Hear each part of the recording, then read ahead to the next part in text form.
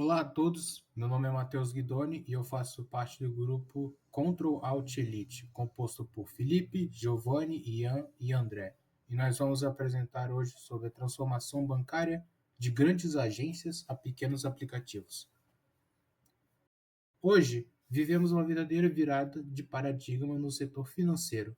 Durante décadas, o modelo dominante foi o das grandes agências físicas, processos manuais e múltiplas tarifas, um ambiente lento, caro e pouco personalizável.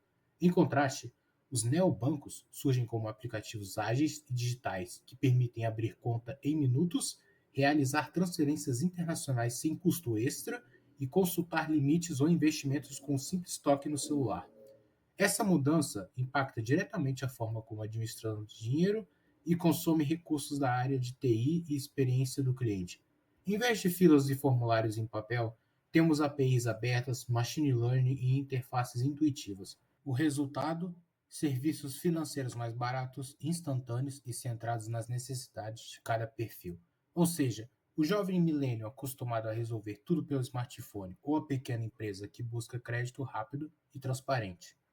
Para quem estuda administração e inovação, esse confronto importa, porque desafia os bancos tradicionais a repensar seus modelos de negócio, investir em transformação digital e competir com challengers nativos da era móvel.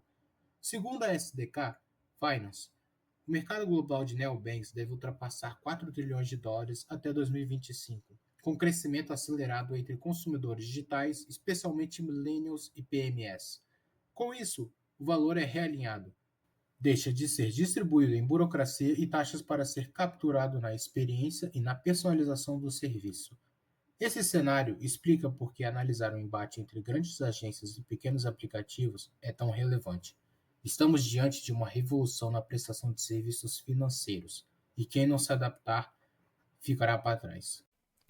No modelo tradicional, falando sobre estrutura, os bancos comerciais operam com grandes redes de agências físicas, equipes numerosas, como gerentes e atendentes e assessores, e processos fortemente burocráticos. Além disso, as receitas vêm em grande parte de juros de empréstimos e tarifas de serviços bancários. Com o tempo, esse modelo passou a enfrentar diversos desafios. Os principais são sistemas legados, ou seja, infraestruturas tecnológicas antigas e difíceis de atualizar, altos custos operacionais para manter as agências e os funcionários, e além de uma dificuldade crescente de responder rapidamente às mudanças no comportamento dos clientes, que hoje preferem soluções digitais e ágeis. Para enfrentar isso, muitos bancos estão se reinventando. Eles vêm investindo pesado em modernização digital, criando aplicativos móveis, firmando parcerias com fintechs e adotando estratégias híbridas, que mesclam o atendimento físico com o digital. A ideia é manter a confiança construída ao longo das décadas, mas com a agilidade e inovação que os clientes modernos esperam. Por fim, vale destacar um ponto de tensão atual: o controle sobre dados.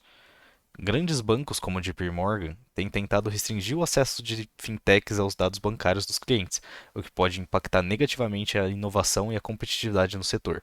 Esse embate mostra que a transformação digital não é somente uma questão de tecnologia, mas também de poder e regulação. Uma inovação em relação ao caso tradicional são os neobancos digitais. Eles possuem um modelo e uma proposta de valor um pouco diferentes. Possuem uma abordagem digital first, que prioriza canais e soluções digitais em vez de métodos tradicionais. Quase sempre têm uma interface móvel e sem agências e focam muito na experiência do usuário. Isso faz também com que eles tenham um baixo custo operacional. Eles também conseguiram atrair um público-alvo um pouco diferente. A maioria deles são jovens, trabalhadores informais ou com renda irregular, ou pequenas empresas. Muito disso se deve à forma ágil com que os bancos oferecem seus serviços, principalmente por apps, em que é muito fácil criar a sua conta, talvez em menos de 5 minutos. Isso também proporciona um baixo custo por cliente para os bancos. Então, como vimos, o onboarding e um controle total via app é uma das principais características que atraíram esses grandes públicos para os neobancos. Eles também disponibilizam produtos personalizados para cada usuário e têm um atendimento que é quase 100% online. Todas essas são características de muitos neobancos atuais, que você provavelmente conhece ou até mesmo tem uma conta em algum deles. Mas você já parou para pensar por que você escolheu esses bancos? Ou por que eles são tão famosos hoje em dia?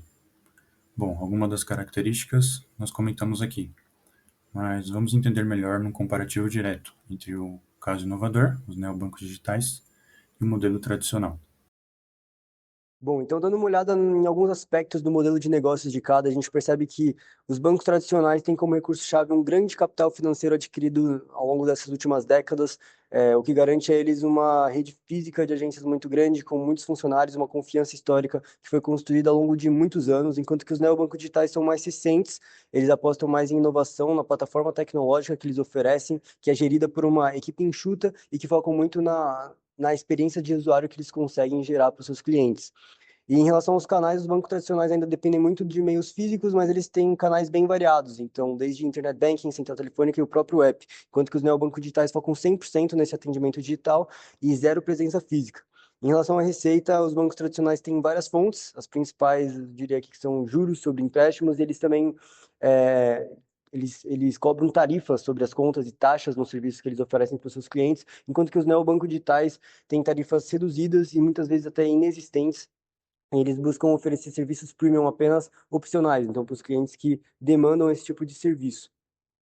Em relação à proposta de valor, os bancos tradicionais então apostam muito nessa confiança que eles já construíram ao longo de muito tempo, com um amplo portfólio ali de serviços, de possibilidades. Eles inclusive facilitam bastante que grandes transações sejam feitas ou negociações complexas sejam feitas e fazem isso a partir de um atendimento presencial, não necessariamente presencial, mas é um atendimento muito personalizado, muito humano, enquanto que os neobancos eles têm uma experiência 100% digital com baixo custo, muita transparência e praticidade principalmente. Então, qualquer pessoa praticamente pode abrir a sua conta com rapidez, com pouca burocracia. Isso se reflete muito nos perfis de funcionário de cada. Então, os bancos tradicionais, eles têm um grande número de funcionários que costumam ser mais generalistas e numa estrutura muito fixa, muito rígida, muito tradicional, enquanto que os neobancos têm uma equipe reduzida, com especialistas ali no desenvolvimento de produto, com foco em engenharia ágil e uma estrutura bem mais horizontal e colaborativa. E claro, os dois têm suas vantagens, têm seus prós, têm seus contras, e aqui tem algumas limitações também de cada. Então, os bancos tradicionais, justamente por ter ali muitas redes físicas, muitas pessoas trabalhando, eles têm também altos custos para operar, têm processos mais burocráticos e lentos e uma menor flexibilidade para inovar, enquanto que os neobancos têm um portfólio mais reduzido do que os dos bancos tradicionais, têm um relacionamento menos pessoal com seus clientes, também ainda estão construindo a sua confiança e reputação. O que a gente pode concluir sobre essa revolução no mercado de banco? Acho que é importante deixar claro que os bancos digitais venceram. Não existe hoje um banco que pode ser criado ou operar no Brasil sem seguir as diretrizes de um banco digital. O cliente precisa da facilidade que traz um banco digital. O cliente não quer ter que ir na agência, ficar na fila. O banco precisa estar oferecendo a maioria dos serviços pelo seu celular. Você não sai de casa, você dá um par de clique e resolveu. Os bancos tradicionais ainda estão sofrendo para se adaptar, apesar de ainda terem muita força no mercado brasileiro. Eles têm uma clientela muito bem consolidada e têm serviços e produtos muito bons. Eles tiveram muito mais tempo para desenvolver tudo isso. Então, quais são os próximos passos? Do lado dos neobancos, os bancos digitais, é importante que eles melhorem cada vez mais os produtos e serviços, para tentar comparar um pouco com os serviços dos bancos tradicionais. Eles ainda precisam se desenvolver um pouco mais nessa parte de produtos financeiros e assim eles conseguiriam melhorar o serviço deles e agregar muito mais gente. Agora, do lado dos bancos tradicionais é um pouco mais difícil. Eles precisam correr atrás da digitalização, precisam melhorar a interface, reduzir burocracia. Isso que não é fácil, vai demorar anos até eles conseguirem fazer tudo isso. Acho que uma estratégia interessante que eles também estão realizando é criar um novo banco digital ou investir em equity de bancos digitais que estejam desvinculados do próprio nome, e assim eles conseguem evitar uma rejeição que eles criaram da população mais jovem, pelo seu preconceito de banco tradicional ter muita burocracia. Então acho que essa é uma estratégia interessante que eles podem tomar daqui para frente.